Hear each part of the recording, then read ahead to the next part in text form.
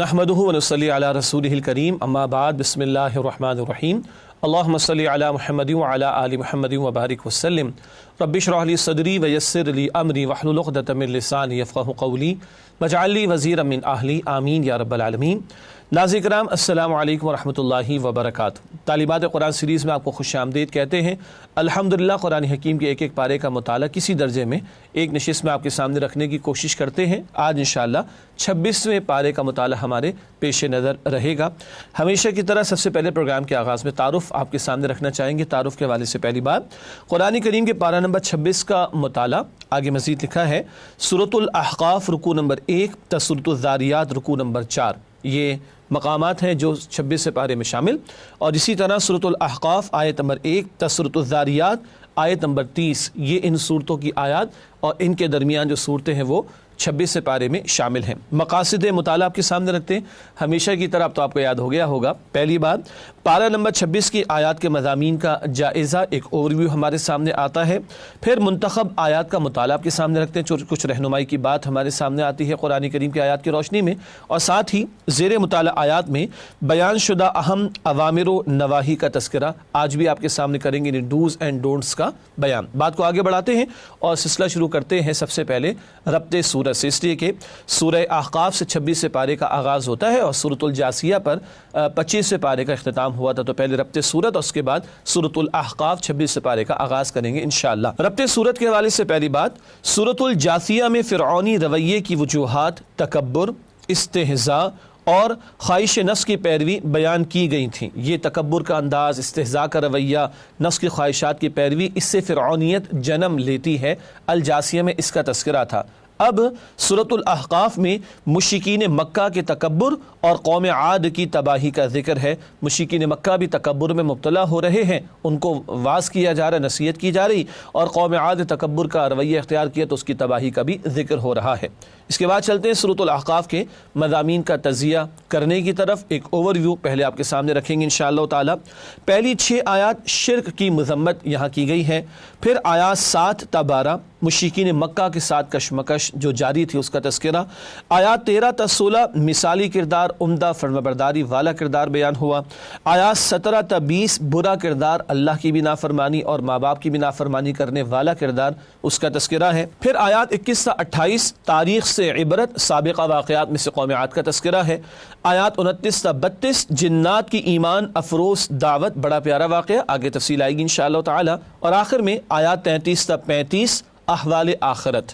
ये तो एक मज़ामीन का तज़िया ओवरव्यू की सूरत में हमारे सामने आया। अब आयत ब आयत भी आपके सामने तज़िया रखेंगे ताकि सूरत के मज़ामीन हमारे सामने और खुल कर आ जाएँ। सूरतुल अहक़ाफ़ का जायज़ा आयत ब आयत अब आपके सामने रखेंगे इंशाअल्लाह।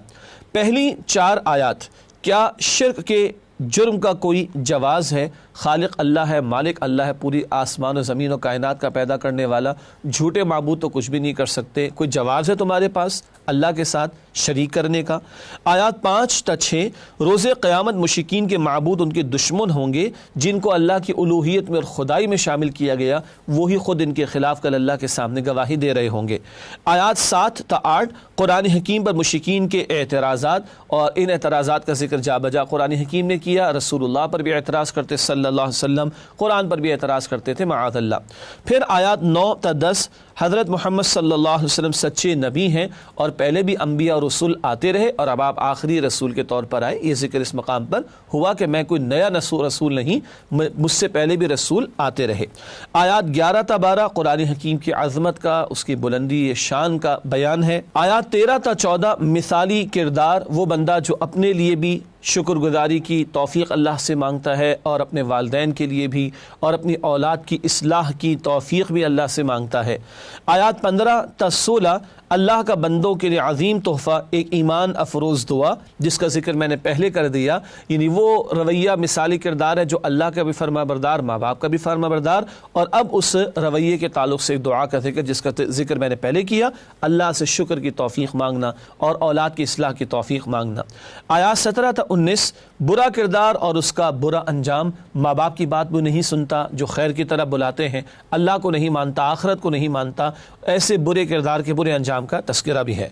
आयत नंबर 20 کافروں کو نیکی کا بدلہ دنیا ہی میں مل جاتا ہے، آخرت ان کے لیے کچھ بھی نہیں، کیونکہ وہ مانتے نہیں آخرت کو۔ آیات 21 سے 23 ماضی سے برے کردار کی ایک مثال قوم عاد کا ذکر کیا گیا جن کو اللہ نے ہلاک و برباد کیا تھا۔ پھر آیات 24 سے 25 جسے رحمت سمجھ رہے تھے وہی زحمت ثابت ہوئی، بادل آئے اور اس میں عذاب تھا، یہ سمجھ لے کہ بارش برسے گی، ہلا گلا ہوگا، اور اسی میں ان کے لیے عذاب تھا۔ اللہ کی طرف سے قوم عاد کا ذکر ہے۔ آیت نمبر 26 ہلاک ہونے والی قومیں زیادہ طاقتور تھی، مشرکین مکہ کو بتایا جا رہا ہے تم اپنے آپ کو جو کچھ سمجھتے ہو سمجھتے رہو، تمہیں 10% بھی اس کا نہیں ملا جو پچھلوں کو ملا تھا، تو وہ تباہ ہو گئے، تم کیسے اللہ کی پکڑ سے بچ جاؤ گے۔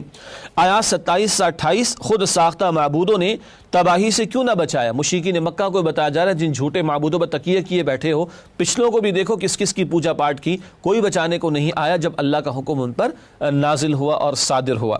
آیات 29 سے 30 قرآن حکیم کی عظمت، جنات کی زبانی، بڑا پیارا مقام، اور تفسیر میں اس کا مطالعہ ضرور کیجیے گا۔ جنات کی ایک جماعت نے رسول اللہ علیہ السلام سے فجر کی نماز میں قرآن کی تلاوت سنی، ایک مرتبہ 2 رکعت میں تلاوت سنی اور ایمان بھی لے آئے، سبحان اللہ، عظیم کلام کے قائل بھی ہو گئے اور اپنی قوم کی طرف قرآن کے مبلغ اور داعی بن کر لوٹے۔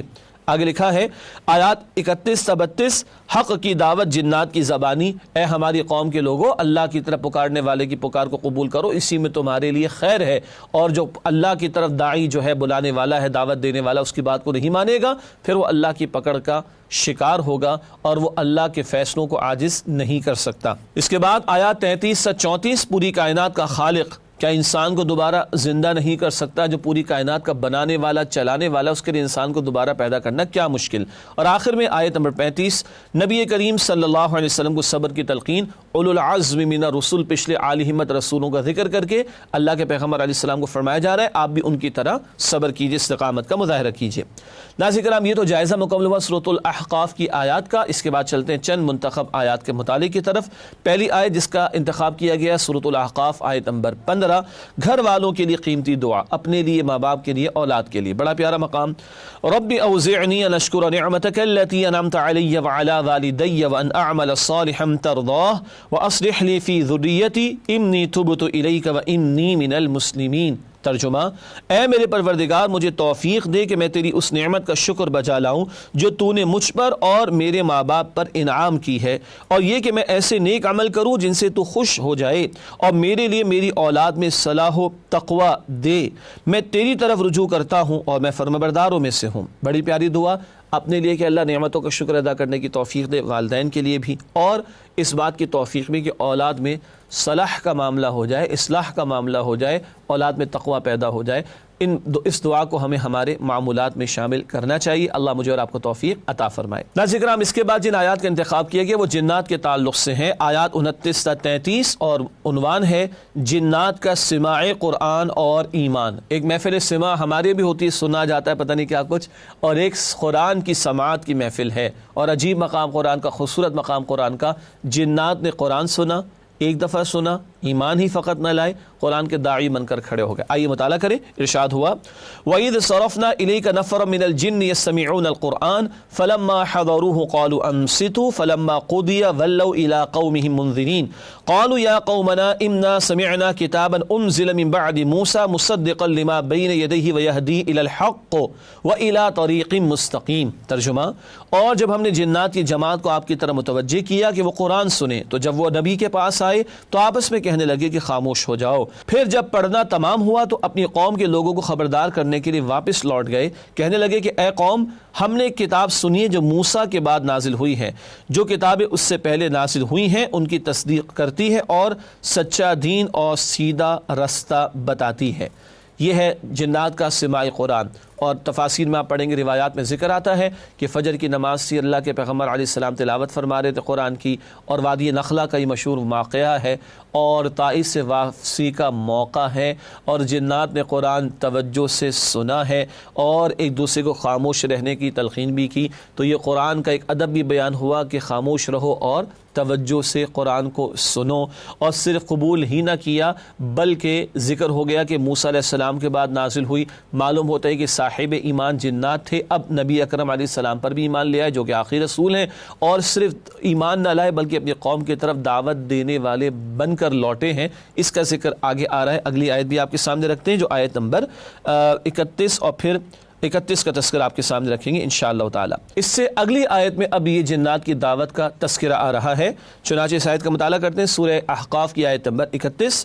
یا قومنا اجیبوا داعی اللہ وآمنوا بہ یغفر لکم من ذنوبکم ویجرکم من عذاب علیم۔ ترجمہ، اے ہماری قوم، اللہ کی طرف بلانے والے کی بات قبول کرو اور اس پر ایمان لاؤ، اللہ تمہارے گناہ بخش دے گا اور تمہیں دکھ دینے والے عذاب سے پناہ میں رکھے گا۔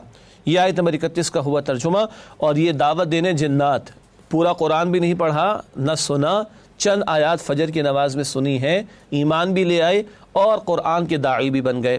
ہم جو قرآن کو پورے کے پورے قرآن کو مانتے بھی ہیں، پڑھتے بھی ہیں، سمجھتے بھی ہیں، ہم قرآن کی دعوت اور تبلیغ کے فریضے کو انجام دینے کے اعتبار سے کہاں کھڑے ہیں، اس تعلق سے ان جنات سے سبق حاصل کرنا بہت مفید رہے گا۔ اللہ مجھے اور آپ کو توفیق عطا فرمائے۔ ناظرین کرام، سورہ احقاف کے بعد سورہ محمد کا آغاز ہوتا ہے صلی اللہ علیہ وسلم، البتہ پہلے ربط صورت ہمیشہ کی طرح آپ کے سامنے رکھیں گے۔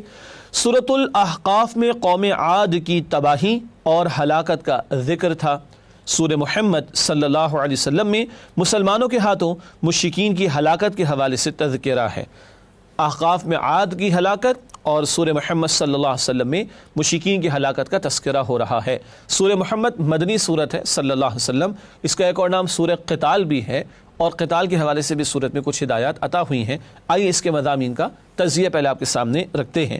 پہلی 15 آیات مومنوں اور کافروں کا کردار اور انجام بیان ہوا ہے، پھر آیات 16 تا 31 منافقانہ کردار کی مذمت کہ دنیا کا فائدہ ملتا ہو تو آگے بڑھ بڑھ کر چلا کر اپنے تقاضے پورے کروانا، اور اللہ کے تقاضوں کا تقاضا آئے پورا کرنے کا تو فرار اختیار کر لینا، معاذ اللہ۔ آیات 32 سے 34 کافروں کی مذمت کی گئی ہے، کھلے کافروں کا بیان ہے، اور آیات 35 تا 38 مؤمنوں کے لیے ہدایات، اللہ کی راہ میں مال بھی خرچ کرنا اور اللہ کے کلمے کی سربلندی کے لیے آگے بڑھنا، پیچھے نہ ہٹنا۔ ناظرین کرام، اس کے بعد سورہ محمد صلی اللہ علیہ وسلم کی آیات کا جائزہ آپ کے سامنے رکھتے ہیں، یعنی آیت با آیت کیا موضوعات آئیں ان کا تذکرہ۔ سب سے پہلے پہلی 3 آیات دو قومی نظریہ کا بیان۔ سبحان اللہ، دو قومی نظریہ آپ کو یاد ہے نا، پاکستانی اسٹڈیز میں کبھی موجود ہوا کرتا تھا، پتہ نہیں اب پڑھایا جا رہا ہے کہ نہیں، اب تو لبرلزم کے نعرے ہیں اور سیکولرزم کی باتیں ہیں۔ بہرحال اللہ کو ماننے والے اور اللہ کو نہ ماننے والے، یہی 2 گروہ ہو سکتے ہیں دنیا میں، یہی 2 اصل اقوام ہیں دنیا میں، یہی 2 اصل رویے ہیں دنیا میں، اللہ کو ماننے والے اور اللہ کو نہ ماننے والے، اللہ کی ماننے والے اور اللہ کی نہ ماننے والے، بس یہ 2 ہی فرق والے پہلو ہیں۔ اس کا تذکرہ پہلی 3 آیات میں۔ پھر آیات 4 تا 6 کافروں کے ساتھ جنگ کے بارے میں ہدایات عطا کی گئی ہیں، اور آپ کے علم میں رہے کہ سورۃ البقرہ ہجرت کے بعد نازل ہوئی، اس میں بھی قتال کا کچھ تذکرہ آتا ہے، اور سورہ محمد صلی اللہ علیہ وسلم بھی اسی دور میں نازل ہوئی، اس میں بھی قتال کے حوالے سے ہدایات ہیں۔ آیت نمبر 7 اللہ تعالیٰ کی مدد کن کے لیے آتی ہے؟ جو اللہ کے دین کی نصرت کا کام کریں، اس پر آگے بات کریں گے انشاءاللہ۔ آیات 8 تا 11 کافر برباد ہو کر رہیں گے، وقتی طور پر ابال ہے لیکن دراصل ان کے لیے خاتمہ ہلاکت کا ہی ہوگا، کفار کے لیے بات ہو رہی۔ آیت نمبر 12 کافر دنیا میں کیوں مزے کر رہے ہیں؟ اس لیے کہ دنیا میں خوب مل جائے گا، آخرت میں ان کے لیے کچھ نہیں ہے۔ اللہ دنیا میں جانوروں کو بھی تو دے رہا ہے، کافروں کو دے دے تو کون سی بڑی بات ہے؟ یہ ذکر قرآن نے کیا ہے، آخرت میں ان کے لیے کچھ نہیں ہے۔ آیات 13 تا 14 نبی اکرم صلی اللہ علیہ وسلم کی دلجوئی کہ اللہ آپ کے ساتھ ہے، اللہ آپ کی پشپناہی فرمائے گا، اور ذہن میں رکھیے کشمکش جاری ہے کفار اور مسلمانوں کے درمیان، اس تعلق سے دلجوئی نبی صلی اللہ علیہ وسلم کی۔ پھر آیت نمبر 15 جنت کے مشروبات کا بیان، 4 قسم کی نہروں کا یہاں ذکر آیا ہے۔ پھر آیات 16 تا 18 منافقانہ طرز عمل کا بیان، دعوے بہت ہیں ایمان کے مگر عمل میں زیرو ہیں۔ آیت نمبر 19 اپنی نیکیوں پر ناز نہیں کرنا چاہیے، اللہ کی عطا ہے جس کی توفیق سے ہم خیر کا عمل سر انجام دے پاتے ہیں۔ آیات 20 تا 21 منافقین کی بزدلی کا بیان، اللہ کی راہ میں نکلنے کا موقع ہے تو فرار اختیار کرتے ہیں۔ آیات 22 تا 23 تربیت یافتہ لوگوں کی حکومت سے خیر پھیلتا ہے، اللہ نے قتال کی اجازت بھی پہلے دن نہیں دی، آغاز وحی کے 15 برس کے بعد بدر کا معرکہ پیش آ رہا ہے، اور 13 برس کے بعد ہجرت کے دوران قتال کی اجازت ملی ہے، ورنہ اممیچور قسم کا کوئی ایکشن لیا جائے تو عام طور پر اس کے نتائج اچھے نہیں ہوا کرتے۔ تو یہاں ذکر ہے کہ تربیت یافتہ لوگوں کی حکومت سے خیر پھیلتا ہے۔ پھر آیت نمبر 24، منافقت کا علاج، قرآن پر تدبر کیوں؟ اس قرآن پر غور و فکر سے ہدایت بھی ملے گی، ایمان ملے گا، اور ایمان ضد ہے نفاق کی۔ آیات 25 سے 26، شیطان دھوکے دے کر منافق بنا دیتا ہے اور دنیا کو بڑا سبز باغ بنا کر پیش کر کے آخرت سے غافل کرنے کی کوشش کرتا ہے۔ آیات 27 سے 28، منافقین کی اذیت ناک موت، اور قتال کے مراحل جب بھی آتے ہیں ان کو اپنی موت دکھائی دیتی ہے، لیکن موت تو آ کر رہے گی، مگر اللہ کے دین سے جی چرا کر جو موت آئے گی وہ اذیت ناک ہوگی۔ اللہ ہماری حفاظت فرمائے۔ آیات 29 سے 31، اللہ تعالیٰ آزمائش کے ذریعے منافقوں کو ظاہر کر دیتا ہے۔ یہ حق و باطل کی کشمکش کے دوران واضح ہو کر رہے گا کون کھرا ہے اور کون کھوٹا ہے۔ آیات 32 سے 34، گستاخان رسول کی نیکیاں برباد کر دی جائیں گی، کفار کا ذکر ہو رہا ہے۔ آیت نمبر 35، ہمت نہ ہارو، ڈٹ جاؤ، اللہ تمہارے ساتھ، ایمان والوں کی دلجوئی ہو رہی ہے، تسلی دی جا رہی۔ آیات 36 سے 37، دنیا کی زندگی ایک کھیل ہے، یہاں جینا لگاؤ، جانا ہے آخرت کی طرف۔ اور آخر میں آخری آیت ہے آیت نمبر 38 سورہ محمد صلی اللہ علیہ وسلم کی، دین کے لیے قربانی دو ورنہ یہ اعزاز کسی اور قوم کو دے دیا جائے گا، تم نہیں تو اللہ کسی اور کو توفیق دے دے گا، مگر تم سوچو کہ تمہارا حشر کیا ہوگا۔ اللہ مجھے اور آپ کو اللہ کے دین کی سربلندی کی جد و جہد کے لیے قبول فرمائے۔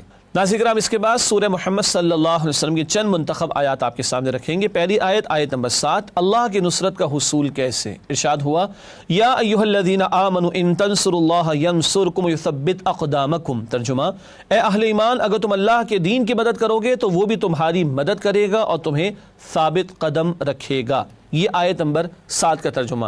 اللہ کی مدد ملے گی تو پیر اور قدم مضبوط ہوں گے، اور اللہ کی مدد کیسے ملے گی؟ تم اللہ کی نصرت کرو۔ مراد کیا ہے؟ اللہ کے دین کی نصرت کرنا، اللہ کے کلمے کی سربلندی کے لیے جد و جہد کرنا۔ یہ کرو گے تو اللہ کی مدد تمہارے شامل حال ہوگی۔ مراد کیا ہے؟ اللہ کے دین کو تھامنا، اس کی سربلندی کی جد و جہد کرنا، تب اللہ کی مدد ہمارے شامل حال ہوگی۔ فضائے بدر پیدا کرتے فرشتے تیری نصرت کو اتر سکتے ہیں گردوں سے قطار اندر قطار اب بھی۔ اس کے بعد اگلی آیت جس کا انتخاب کیا گیا وہ آخری آیت ہے سورہ محمد صلی اللہ علیہ وسلم کی آیت نمبر 38، رخ پھیر لینے کا برا انجام۔ ارشاد ہوا، ہا انتم ہؤلاء تدعون لتنفقوا فی سبیل اللہ فمنکم من یبخل ومن یبخل فانما یبخل عن نفسہ واللہ الغنی وانتم الفقراء وان تتولوا یستبدل قوما غیرکم ثم لا یکونوا امثالکم۔ ترجمہ، دیکھو تم وہ لوگ ہو کہ اللہ کی راہ میں خرچ کرنے کے لیے بلائے جاتے ہو، تو تم میں سے بعض بخل کرنے لگتے ہیں، اور جو بخل کرتا ہے تو وہ دراصل اپنے آپ سے بخل کرتا ہے، اور اللہ بے نیاز ہے اور تم محتاج۔ اور اگر تم منہ پھیرو گے تو وہ تمہاری جگہ اور لوگوں کو لے آئے گا، اور وہ تمہاری طرح کے نہیں ہوں گے۔ تو اللہ پکار رہا ہے، بلا رہا ہے اللہ کی راہ میں خرچ کرنے کے لیے اور اللہ کے دین کی سربلندی کی جد و جہد کے لیے۔ آج ہمارا فریضہ مسلمانوں کا، امت مسلمہ کا، نہیں کرو گے اللہ تمہیں ہٹا کر کسی اور کو لے آئے گا، مگر وہ تمہاری طرح تو نہ ہوں گے۔ تمہیں سوچنا ہے کہ تمہارا حشر کیا ہوگا۔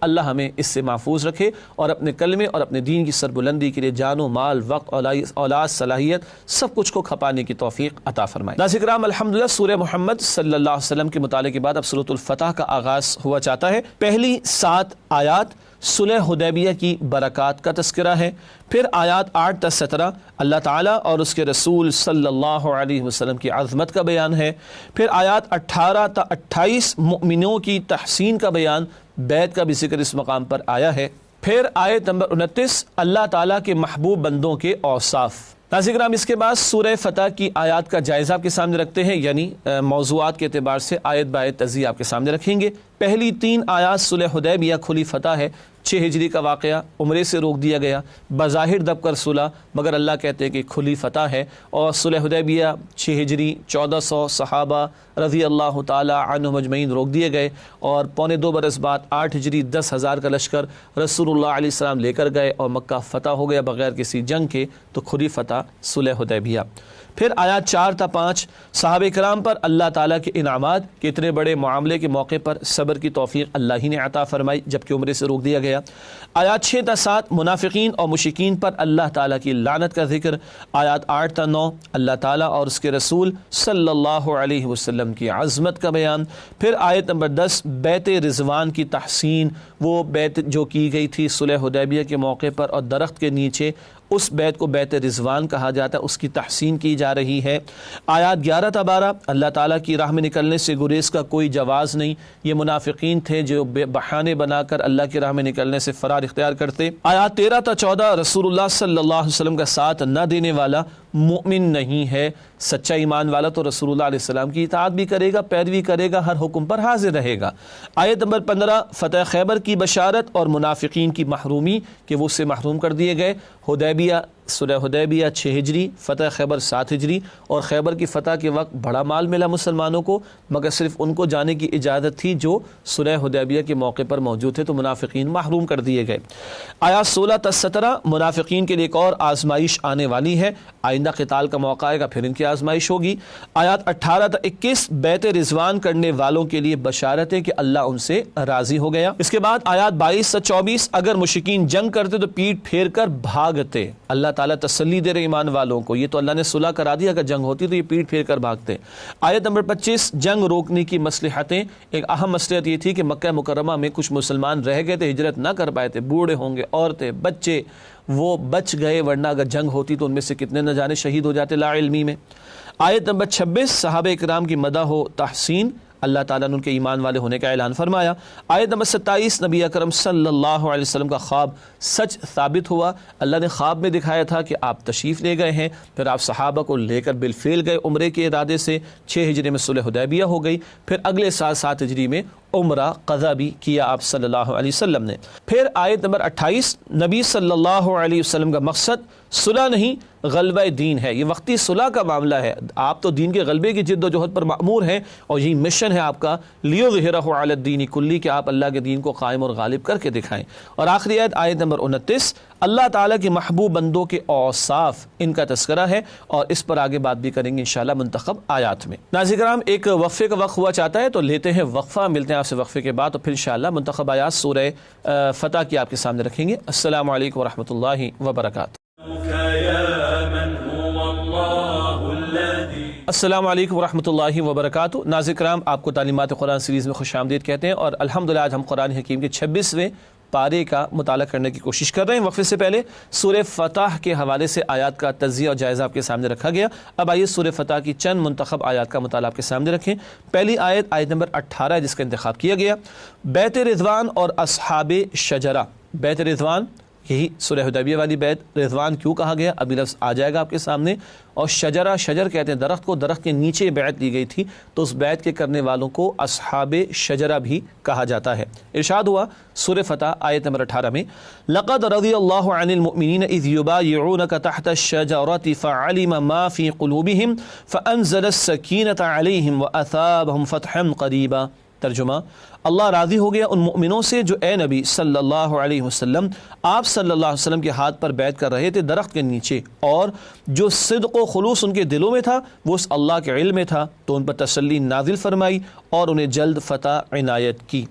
اللہ راضی ہو گیا، اللہ خود اعلان فرما رہے، اور 1400 صحابہ کرام نے بیعت کی تھی تو اللہ سب سے راضی ہو گیا، اور قیامت تک کے لیے اللہ نے صحابہ کرام سے اپنی رضا مندی کا یا راضی ہو جانے کا اعلان فرمایا۔ اس بیت کو بیت رضوان کہنے کی یہ بھی وجہ کہ ان لوگوں سے اللہ راضی ہو گیا۔ بیت اللہ کے نبی علیہ السلام نے کئی مواقع پر لی ہے، اور دین اسلام کی تعلیم کے مطابق دینی جماعت قائم کرنے کے لیے بھی جو تصور ہمیں ملتا ہے وہ بیت کا تصور ملتا ہے کہ ایک امیر کے ہاتھ پر بیعت کر کے جماعتی نظم کو چلایا جائے۔ اگلی آیت جس کا انتخاب کیا گیا آیت نمبر 29 سورہ فتح کی، صحابہ کرام رضی اللہ تعالی عنہم اجمعین کی شان اور صفات کا بیان۔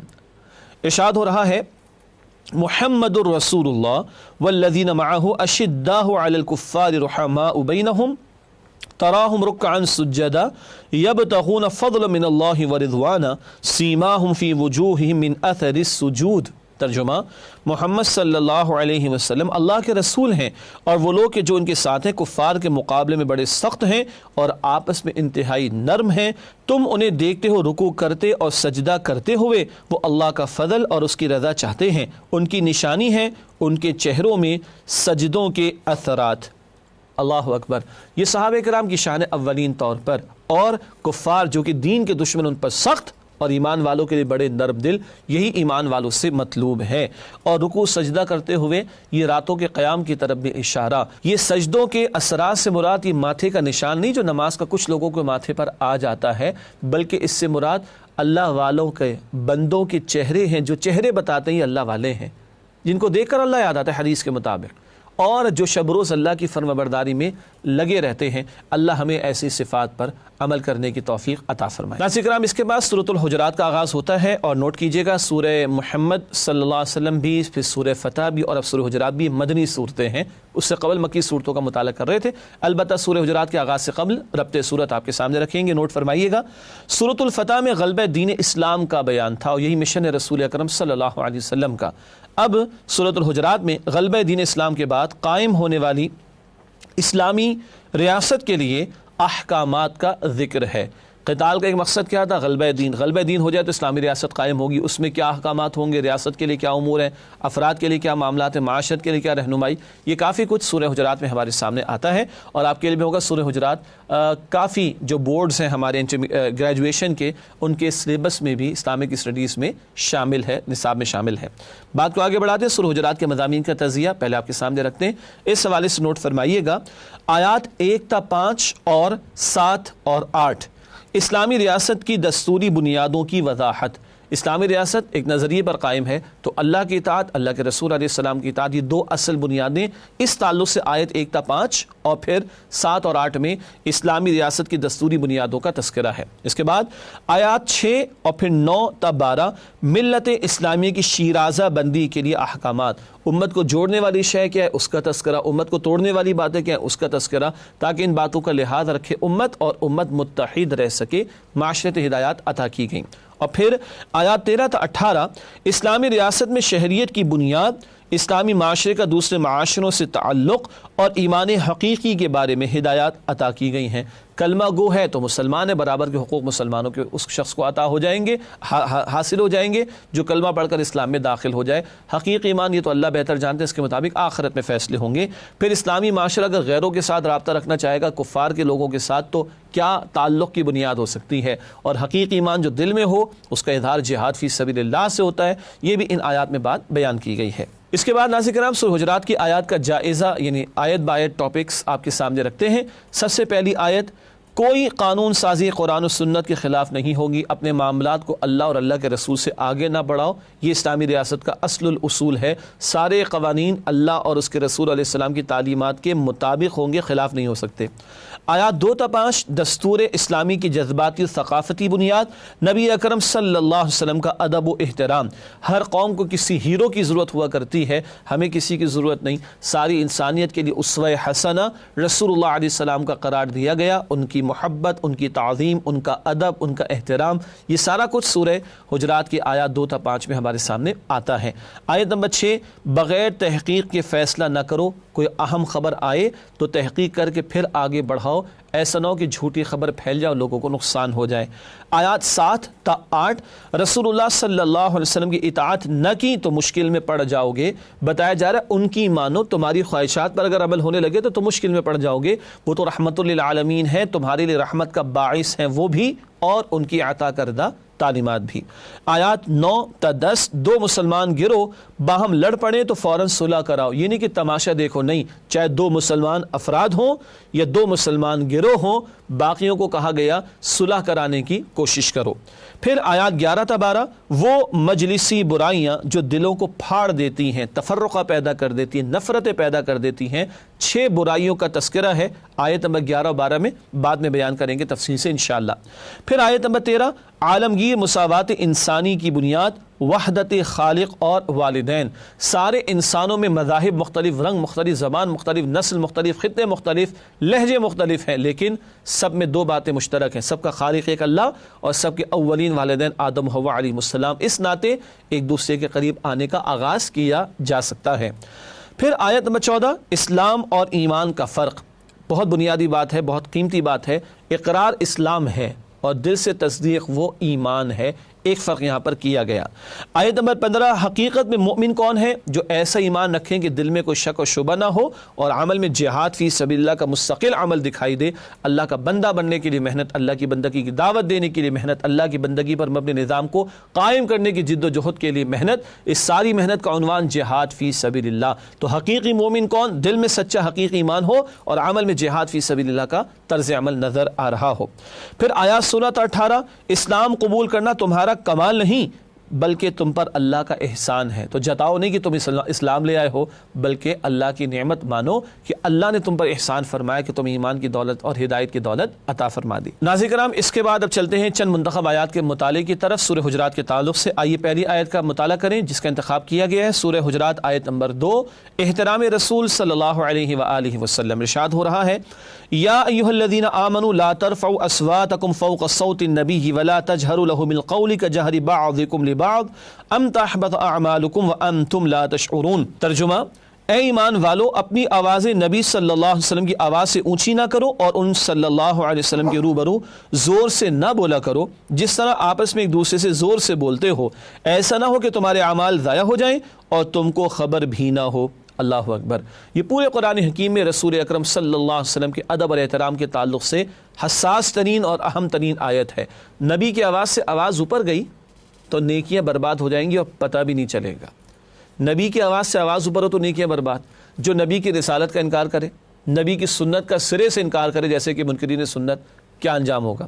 جو نبی کی تعلیم کا مذاق اڑائے، کیا انجام ہوگا؟ جو نبی کے حکم کے مقابلے میں اپنی عقل، اپنی خواہش کو ترجیح دے، جو کہے کہ اس پر تو عمل ہو نہیں سکتا، یہ تو بڑا مشکل ہے، اس طرح کی حرکتیں کہاں لے کر جائیں گی بندوں کو اندازہ کیا جا سکتا ہے۔ اس کے بعد اگلی آیات جن کا انتخاب کیا گیا وہ آیات 11 اور 12 جن میں 6 برائیوں کا تذکرہ ہوا جن سے ہمیں بچنے کو کہا گیا۔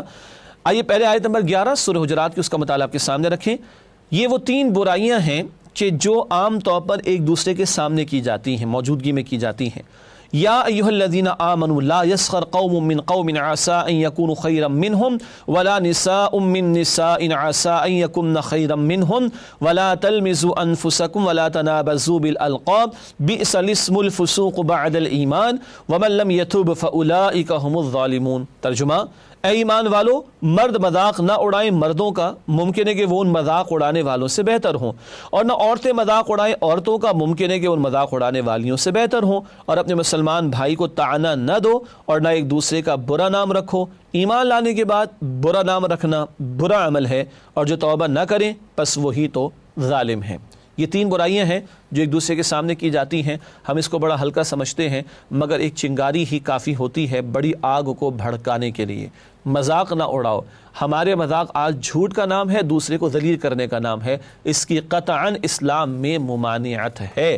اور مردوں کا ذکر علیحدہ، عورتوں کا ذکر علیحدہ، ایک اشارہ کہ اسلام میں سیگریگیشن کی تعلیم ہے۔ مردوں کے دائرہ کار مردوں کے ساتھ، مرد عورتوں کے معاملات عورتوں کے ساتھ، محرم ہے تو ٹھیک ہے ساتھ بیٹھیں کھائے پیے، سب مسئلہ کوئی مسئلہ نہیں ہے، کوئی ایشو نہیں ہے، لیکن جب نامحرم کا معاملہ ہے تو پھر یہ سیگریگیشن کا حکم ہے۔ اسی خاص طور پر ایک وجہ ہے کہ مردوں عورتوں کا ذکر الگ ہوا۔ پھر ایک دوسرے کو تانے مت دو، تانا دینا اور لوز ٹاک کرنا، ابھارنا، اس کو تیش دلانا، غصہ دلانے کی کوشش کرنا، اس سے بھی دل پھٹتے ہیں۔ اور برے نام نہ رکھو۔ اللہ معاف کرے، ہم نے سیاسی بنیادوں پر بھی برے نام رکھے ہوئے ہیں، خطوں کے حوالے سے بھی اور کاسٹ کے اعتبار سے بھی، اور اب تو ہم نے مذہبی مسلکوں کی بنیاد پر نام رکھے ہوئے ہیں۔ یہ گراوٹ اور گھٹیا پن کی انتہا ہے، اللہ معاف کرے۔ فرمایا کہ ایمان لانے کے بعد برا نام یہ برا عمل ہے، فسق ہے، گناہ ہے، اور جو توبہ نہ کریں وہی تو ظالم ہے۔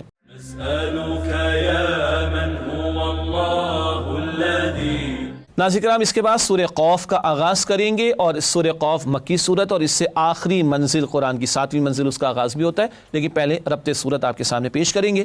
سورۃ الحجرات میں معاشرتی تعلیمات کا بیان بھی تھا، سورہ قوف میں فکر آخرت کا بیان ہے، جس کی وجہ سے بندہ ایمان کے تقاضوں پر عمل کرنے پر آمادہ ہوتا ہے۔ خوف آخرت ہوگا تبھی نیک عمل کریں گے، بدی سے بچیں گے، اس کا بیان اب سورہ قوف میں۔ آئیے سورہ قوف کے مضامین کا تجزیہ آپ کے سامنے رکھتے ہیں۔ بڑا پیارا انداز اس مقام پر ہمیں ملتا ہے۔ 3 رکوع ہیں، آئیے ان کا ایک تجزیہ آپ کے سامنے رکھیں۔ رکوع نمبر 1 اللہ تعالیٰ کی صفت قدرت کا بیان، رکوع نمبر 2 اللہ تعالیٰ کی صفت علم کا بیان، اور رکوع نمبر 3 آخرت اور اس میں نتائج کا بیان، اس ترتیب سے مضامین سورہ قاف میں ہمارے سامنے آتے ہیں۔ اس کے بعد ناظرین کرام سورہ قاف کی آیات کا جائزہ یعنی آیت با آیت تجزیہ آپ کے سامنے رکھتے ہیں۔ پہلی 5 آیات کافروں کے 2 اعتراضات، ہم ہی میں سے ایک رسول کو کیسے کھڑا کر دیا گیا اور آخرت کیسے برپا ہوگی، اعتراض کرتے تھے معاذ اللہ۔ آیات 6 تا 11 اللہ تعالیٰ کی قدرت کے مظاہر، زمین و آسمان سب کو پیدا کرنے والا کون؟ اللہ۔ آیات 12 تا 15 تاریخ سے عبرت، سابقہ نافرمان قوموں کا تذکرہ ہے۔ آیات 16 تا 18 اللہ تعالیٰ کی صفت علم کا بیان، وہ سینوں کے وسوسوں اور خیالات کو بھی جانتا ہے، بات کریں گے آگے انشاءاللہ۔ آیت نمبر 19 موت کی سختی کا بیان، موت کی سختی بہت شدید ہے، اللہ میری اور آپ کی ہم سب کی حفاظت فرمائے۔ آیات 20 تا 22 میدان حشر میں حاضری ہر ایک پیش ہوگا۔ آیات 23 تا 29 انسان کے ساتھی شیطان کا انجام، شیطان تو کہے گا کہ میں نے تو اس کو نہیں ورغلایا تو خود ہی برا بنا بیٹھا تھا، اللہ فرمائیں گے تم دونوں جہنم میں جاؤ گے، شیطان بھی اس کی پیروی کرنے والے بھی۔ آیت نمبر 30 جہنم کا پیٹ نہیں بھرے گا، استغفر اللہ، جہنم میں خود جہنم کہے گی بہت جگہ ہے اللہ، جتنوں کو چاہے اس میں ڈال دے، اللہ ہم سب کو جہنم کے عذاب سے محفوظ رکھے۔ آیات 31 تا 35 جنت میں کون لوگ جائیں گے؟ رحمان سے غیب میں ڈرتے رہنے والے وہ جنت میں ہوں گے، اللہ ہمیں ان میں شامل فرمائے۔ آیت نمبر 36 سرکش قوموں کے انجام سے عبرت حاصل کرو، اس کی تلقین کی گئی۔ پھر آیت نمبر 37 حق کی معرفت حاصل کرنے کی 2 صورتیں، دل زندہ اور بیدار ہو یا بندہ توجہ سے حق کی بات کو سنے۔ آیات 38 سے 40 اللہ تعالیٰ ہر کمزوری سے پاک ہے۔ آیات 41 سے 44 تمام انسانوں کو میدان حشر میں جمع کرنا اللہ کے لیے آسان ہے۔ اور آخر میں آیت نمبر 45 اے نبی صلی اللہ علیہ وسلم قرآن کے ساتھ یاد دہانی کراتے رہیے، تذکیر قرآن کے ذریعے۔ ناظرین کرام سورہ قاف کی آیات کا جائزہ آپ کے سامنے رکھا گیا، اب چند منتخب آیات کا مطالعہ آپ کے سامنے رکھیں گے سورہ قاف کی آیات کے حوالے سے۔ آیات 16، 17 اور 18 اللہ کا علم کامل اور اعمال کا ریکارڈ یہ بیان ہو رہا ہے۔ ارشاد ہوا وَلَقَدْ خَلَقْنَا الْإِنسَانَ وَنَعْلَمُ مَا تُوَسْوِسُ بِهِ نَفْسُهُ وَنَحْنُ أَقْرَبُ إِلَيْهِ مِنْ حَبْلِ الْوَرِيدِ إِذْ يَتَلَقَّى الْمُتَلَقِّيَانِ عَنِ الْيَمِينِ وَعَنِ الشِّمَالِ قَعِيدٌ مَا يَلْفِظُ مِنْ قَوْلٍ إِلَّا لَدَيْهِ رَقِيبٌ عَتِيدٌ۔ ترجمہ، اور ہم ہی نے انسان کو پیدا کیا ہے اور جو خیالات اس کے دل میں گزرتے ہیں ہم ان کو جانتے ہیں، اور ہم اس کی شہرت سے بھی اس سے زیادہ قریب ہیں۔ جب وہ کوئی کام کرتا ہے تو 2 لکھنے والے جو دائیں بائیں بیٹھے ہیں لکھ لیتے ہیں، کوئی بات اس کی زبان پر نہیں آتی مگر ایک نگہبان اس کے پاس لکھنے کے لیے تیار رہتا ہے۔ یہ اللہ تعالیٰ کی صفت علم کا باریک بینی کے ساتھ تذکرہ کہ انسانوں کے اندر اٹھنے والے خیالات سے بھی اللہ واقف ہے، اور ہمارا ہر عمل، ہمارا ہر قول ریکارڈ پر ہے، اور نیتوں کو بھی اللہ جانتا ہے۔ اللہ ہم سب کے حساب کو آسان فرمائے۔ ناظرین کرام سورہ قاف کے بعد 26 سپارے میں آخری سورت شروع ہوتی ہے سورۃ الذاریات اور مکمل ہوتی ہے 27 سپارے میں۔ البتہ سورۃ الذاریات کے آغاز سے قبل ربط سورت سورہ قاف میں آخرت کی جزا و سزا کا ذکر تھا، نتائج کا بیان تھا۔ سورۃ الذاریات میں وقوع قیامت کے دلائل کا بیان ہے، اور اللہ سبحانہ و تعالیٰ نے چند قسمیں بھی کھائی ہیں اور قیامت کا تذکرہ فرمایا ہے۔ اس کے بعد سورۃ الذاریات کے مضامین کا تجزیہ آپ کے سامنے رکھتے ہیں۔ پہلی 14 آیات وقوع قیامت اور منکرین کا انکار آخرت، پھر آیات 15 تا 19 متقین کی صفات اور حسین انجام کا ذکر، پھر آیت نمبر 20 تا 23 آیات الہی کا بیان، اللہ کی نشانیوں کا تذکرہ، پھر آیات 24 تا 46 وقوع قیامت کا تذکرہ، آیات 47 تا 51 منکرین کا انکار آخرت، آیات 52 تا 60 منکرین حق کے لیے وعیدیں اور اہل ایمان کے لیے ہدایات۔ اس کے بعد سورۃ الذاریات کی وہ آیات جو 26 سپارے میں شامل ہیں ان کا جائزہ آیت بآیت آپ کے سامنے رکھتے ہیں۔ پہلی 6 آیات قیامت ضرور آئے گی قسمیں کھا کر اللہ تعالیٰ نے بیان فرمایا۔ آیات 7 تا 14 قیامت کا انکار کرنے والوں کا برا انجام ذکر ہوا۔ آیات 15 تا 19 پرہیزگاروں کے لیے حسین انعامات اور ان کی صفات کا ذکر بھی ہے۔ آیات 20 تا 23 آیات انفسی و ارضی قیامت کے لیے دلیل ہیں، کائنات میں اللہ کی نشانیاں، زمین میں بھی اللہ کی نشانیاں موجود ہیں، اور خود ہمارے اندر انسانوں میں اللہ کی معرفت کی نشانیاں موجود۔ اور آیات 24 تا 30 سیدنا ابراہیم علیہ السلام کے لیے بشارت، ایک بیٹے کی ولادت، جناب اسحاق علیہ السلام کی ولادت فرشتے دینے کے لیے آئے تھے، اس کا تذکرہ ہے۔ پروگرام کا اختتام ہم کرتے ہیں ہمیشہ ایک حدیث کے بیان پر۔ فرمان نبوی صلی اللہ علیہ وآلہ وسلم، اللہ تعالیٰ کے کلام کو دوسرے سارے کلاموں پر ایسی ہی فضیلت ہے جیسی کہ خود اللہ تعالیٰ کو ساری مخلوق پر فضیلت حاصل ہے۔ یہ بہقی شریف کی روایت ہے۔ اور ناظرین کرام، اسی کے ساتھ آپ سے اجازت چاہیں گے۔ اللہ تعالیٰ ہمیں قرآن حکیم سے مزید تعلق کی مضبوطی عطا فرمائے، آمین یا رب العالمین۔ وآخر دعوانا ان الحمد للہ رب العالمین، والسلام علیکم ورحمۃ اللہ وبرکاتہ۔